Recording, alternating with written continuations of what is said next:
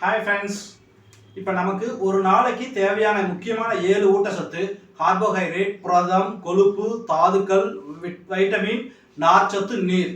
இந்த 7 சத்தும் பார்த்தீங்கன்னா ஒவ்வொரு பொருளும் இருக்கு.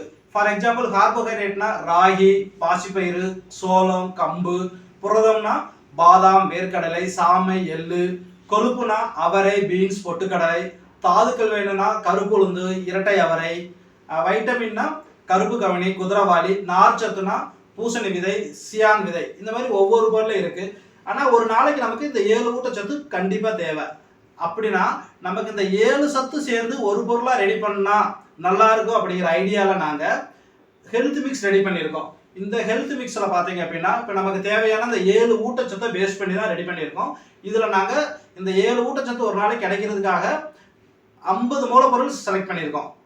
50 மூலப்பொருட்கள்ல 6 ஊட்டச்சத்து இருக்கு. அதாவது நீர் மட்டும் இல்லாமல் 6 ஊட்டச்சத்துக்கு 50 பொருள் செலக்ட் பண்ணி 50 பொருள் கொண்ட health mix, Ivana health mix ready பண்ணியிருக்கோம். இந்த ஹெல்த் மிக்ஸில் நீங்கள் கஞ்சியாக காய்ச்சிறப்ப அதில் தண்ணி சேர்த்து நம்ம காய்ச்சி குடிப்போம். அப்படி காய்ச்சல பார்த்தீங்கன்னா நீர் சத்து வந்துடும்.